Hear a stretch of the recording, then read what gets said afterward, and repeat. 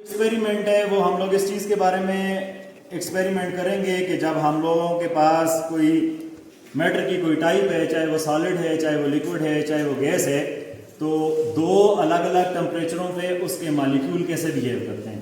अब देखो हमारे पास कोई ऐसी फैसिलिटी तो यहाँ पे मौजूद है नहीं, बल्कि शायद किसी भी स्कूल में ना हो जो एटम्स को दिखा सके या मॉलिक्यूल्स को दिखा सके, मगर हम इस चीज़ को प्रूव कर सकते हैं किस चीज़ से, कुछ एक्सपेरिमेंट करके, जिससे हमें ये अंदाजा हो कि हाँ जी मॉलिक्यूल की मूवमेंट, पहले टेम्परेचर कम था तो मॉलिक्यूल की मूवमेंट कम थी, अब टेम्परेचर ज्यादा हुआ तो मॉलिक्यूल की मूवमेंट क्या हो गई, ज्यादा हो गई। अभी हम लोग कैसे करेंगे साथ साथ देखते हैं। ये दो बीकर हैं, दोनों सेम साइज के हैं। एक के अंदर हम लोग दोनों के अंदर सेम पानी लेंगे, एक को हम लोग करेंगे पानी गर्म और एक का पानी हम लोग रखेंगे ठंडा। ऑलरेडी ये बर्फ बोतल में रखी हुई है, ठीक है, इसके अंदर पानी है, ठंडा पानी डालेंगे। मैं इसको रख देता हूं स्पिरिट लैम्प की फ्लेम के ऊपर, ठीक है। ये स्पिरिट लैम्प है, ये ट्राइपॉड स्टैंड है, ये वायर गाज है और ये बीकर है, ठीक है। अच्छा, मुझे कोई आप लोगों में से बता सकता है ये वायर गाज रखने की यहाँ पे क्या जरूरत आई? मैं इसके बगैर भी तो स्टैंड पे रख सकता था, वायर गाज क्यों रखा? किसी के जहन में कोई आइडिया? हाँ, ये गर्म होके वो नहीं हो, हीट ज्यादा है इसको करीब, हाँ करीब हो, मगर थोड़ा और।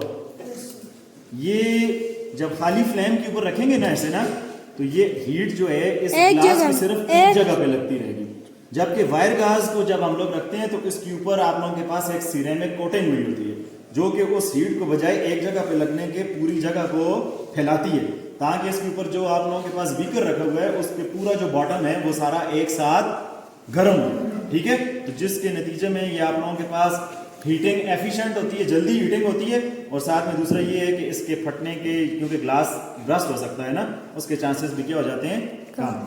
अब हम लोग आहिस्ता आहिस्ता इसे गर्म कर रहे हैं। ये जब थोड़ा सा गर्म हो जाएगा हम लोग दोनों के अंदर इंक डालेंगे। और कल हम लोगों आप लोगों को मैंने एक चीज पढ़ाई थी, डिफ्यूजन, याद है? याद है? मैंने आप लोगों को कहा था डिफ्यूजन लिक्विड में भी हो सकती है और डिफ्यूजन किस में हो सकती है, गैस में। क्यों? दोनों क्या कर सकते हैं, दोनों क्या कर सकते हैं, गैस और लिक्विड में एक चीज है जो दोनों में कॉमन है, और वो क्या है?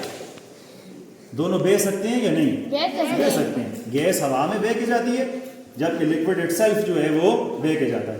अब एक लिक्विड को दूसरे लिक्विड में डालें तो तब भी वो एक दूसरे के अंदर बहते हैं, फ्लो करते हैं, मिक्सचर बनाते हैं, सोल्यूशन बनाते हैं। हम लोग उसी चीज को अभी देखेंगे और डिफरेंस नोट करेंगे कि गर्म वाला जो पानी था उसके अंदर क्या हुआ और जो ठंडा पानी था उसके अंदर क्या हुआ।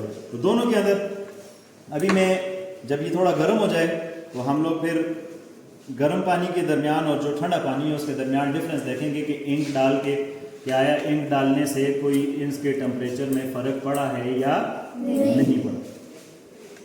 अच्छा, तब तक जब तक ये पानी गर्म होता है आप लोगों से मैं कुछ चीजें पूछ लेता हूं जो कल हम लोगों ने डिस्कस की थी। मेरे पास अगर बर्फ है और उसको मैं हीट अप करता हूं, वो किस चीज में कन्वर्ट होगी? वाटर का दूसरा नाम हम लोग उसे क्या देंगे? लिक्विड, ठीक है। और इस प्रोसेस को क्या नाम देंगे?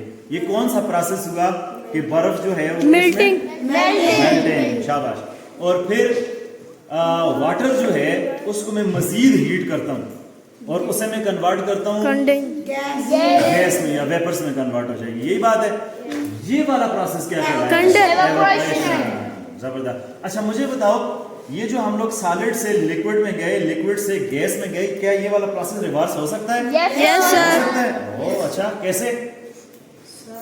सर अगर हम ठंडी बोतल रखें ताजी जाएंगी। अच्छा चलो, फॉर एग्जांपल मैं आप लोगों को एग्जांपल देता हूँ। मेरे पास गैस है, उसको मैंने लिक्विड बनाना है, तो कोई एग्जांपल है जहन में? Yes sir. कौन सी? सर एक बोतल रखेंगे, हाँ सर हम थोड़ी देर तक देखेंगे जब गैस के पार्टिकल्स बोतल में क्या होगा?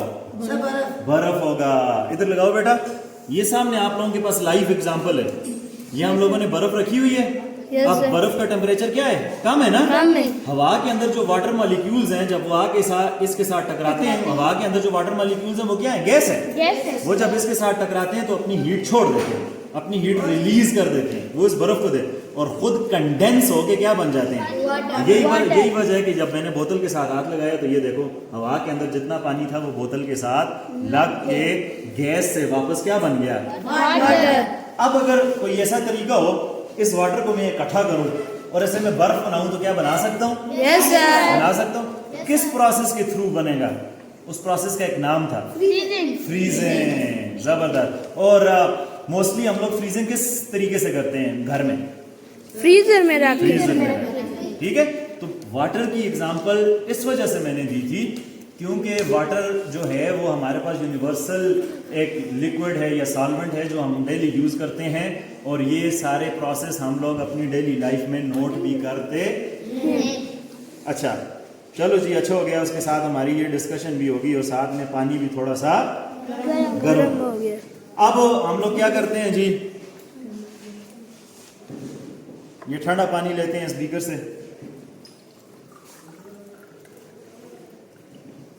नजर आ रहा है ना?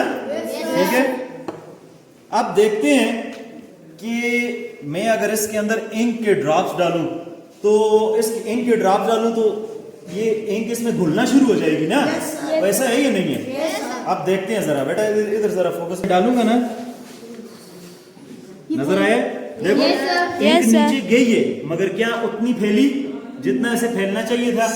नहीं। अब ये पानी उससे गर्म है ना, इसके अंदर भी एक कतरा डालूंगा, नोट करो।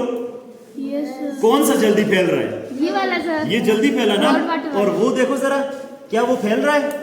वो नहीं फैल रहा। और यहाँ पे आप लोग नोट करोगे इंक कैसे नीचे जा रही है, ऊपर आ रही है, नीचे जा रही है, ऊपर। ये क्या हो रहा है? नीचे वाले जो मॉलिक्यूल हैं वो जैसे ही गर्म हो रहे हैं वो भाग रहे हैं ऊपर की तरफ और अपने साथ इंक को भी क्या कर रहे हैं, मिक्स कर रहे हैं। अभी देखो काफी टाइम गुजर गया ना, इधर बेटा जरा करीब आओ, करीब आओ, इधर जरा देखो, क्या मेरा हाथ इधर से नजर आ रहा है और इंक किधर बैठ चुकी है? नीचे। क्या ये पूरी हाल हुई? नहीं सर। जबकि इधर देखो तो क्या इसमें मेरा हाथ अभी नजर आ रहा है? नहीं। अब मुझे बताओ इसमें रेट ऑफ डिफ्यूजन ज्यादा है या इसमें? इसमें। और क्यों ज्यादा है? क्यों ज्यादा है? हीट अप है। क्योंकि हीट होने की वजह से इसके मॉलिक्यूल ने क्या करना शुरू कर दिया है, मूवमेंट ज्यादा शुरू कर दी।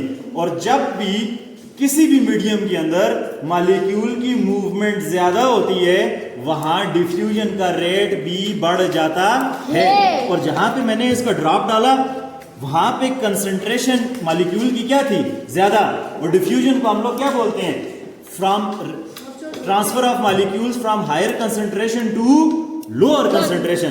तो उधर से एकदम फैल के अभी देखो इक्वली डिस्ट्रीब्यूट होगी इसमें, जबकि इसमें कितना टाइम गुजर गया है। अब भी ये देखो मेरा हाथ नजर आ रहा है ना, मैं आप लोगों को देख सकता हूं, इसमें से सारी इंक नीचे बैठ गई है मगर डिफ्यूज नहीं हुई। इसमें देखो कंप्लीटली क्या हो गई है, डिफ्यूज।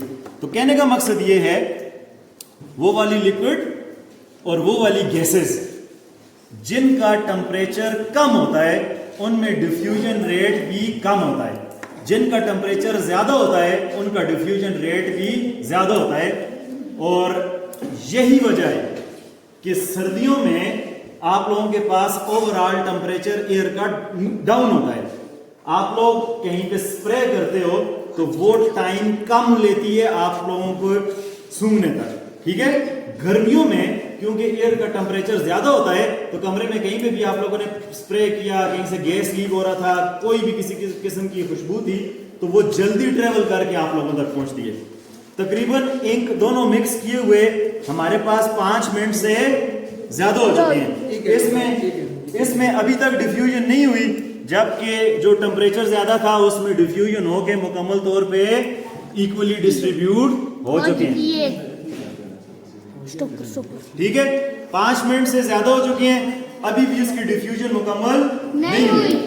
और जबकि इसको डालते साथ ही इसकी एकदम से डिफ्यूजन कंप्लीट हो गई। तो ये वही चीज है जो हम लोगों ने कल डिस्कस की थी, आज हम लोगों ने इसका प्रैक्टिकल भी करके देख लिया।